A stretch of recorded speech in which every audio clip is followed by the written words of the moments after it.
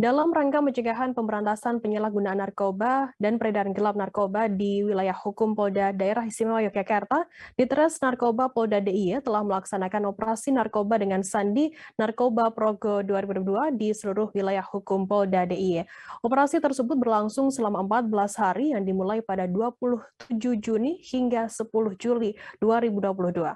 Informasi lebih lengkapnya akan disampaikan oleh rekan jurnalis kami dari Tribun Jogja. Ada Neti Rukmana yang akan melaporkannya. Silakan rekan Neti.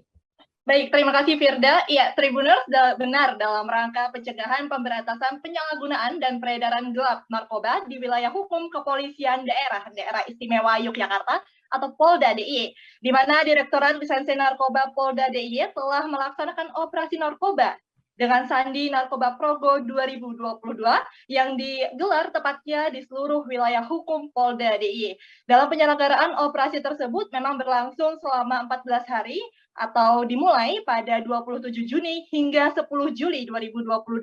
Dan Tribuners, ini dari berdasarkan informasi Kepala Subbidang Penerangan Masyarakat, Bidang Hubungan Masyarakat Polda DIY, Ajun Komisaris Besar Polisi Verena Sri Wahyuningsih menyampaikan bahwa dari hasil operasi 14 hari tersebut, Polda DIY beserta jajaran Polresta dan juga jajaran Polres telah berhasil mengungkap 43 kasus. Dan tentunya kasus tersebut terdiri atas 20 target operasi dengan hasil ungkap kasus sebanyak 20 kasus, sedangkan untuk kasus dari non-target operasi pihaknya juga berhasil mengungkap 23 kasus. Dan tentunya pada saat konferensi pers berlangsung di lobi Polda DIY pada Selasa 12 Juli 2022 siang, pihaknya hanya menghadirkan beberapa tersangka saja. Dan tujuannya tentu demi keamanan di dalam konferensi pers tersebut. Namun pihaknya tentu telah menghadirkan beberapa barang bukti dari hasil operasi tersebut. Dan Tribuners, senada dengan Kepala Subbidang Penerangan Masyarakat Bidang Hubungan Masyarakat Polda DIY, Ajun Komisaris Besar Polisi Bakti Andriono turut menyampaikan hasil ungkap operasi narkoba Progo pada 2022. Dari hasil itu, pihaknya juga turut menyita barang bukti berupa ganja sebanyak 65 gram, sabu-sabu seberat 79 gram, tembakau gorila sebanyak 31 gram, psikotropika sebesar atau sebanyak 1.009 butir, serta obat-obat keras sebanyak 5.768,5 butir. Dan kendati demikian, untuk tersangka yang didapatkan oleh pihaknya ada sebanyak 42 orang, dan pada saat itu pihaknya turut menyampaikan bahwa telah mendapatkan 1 orang tersangka dengan 2 kasus. Dan adapun kasus yang paling menonjol berupa jaringan adalah ungkapan pada 1 Juli 2022, yakni tersangka AS, FH, dan juga MNB. Sementara mengenai tempat kejadian perkara, tepatnya berada di Kelurahan Lumbung Rejo, Padukuhan Tempel, Kabupaten Sleman, tentunya di DIY, dan juga ditemukan barang bukti 3 paket sabu dengan jumlah total 0,5 gram. Dan adapun kronologis pengungkapan di mana pada saat itu AS dan FH maksud saya, dan MMD dengan cara membeli sabu melalui akun Tata Buddha dan juga seharga 550.000 menggunakan transaksi transfer bank. Jadi berdasarkan informasi dari 3 tersangka tersebut yang telah dilakukan penyelidik, melakukan pengembangan dan juga berhasil menangkap 2 orang pelaku bernama CT dan juga JV, yang mana juga meletakkan beberapa paket narkotika dan juga beberapa tempat di daerah Kapanewon Godean, Kabupaten Sleman, daerah istimewa Yogyakarta.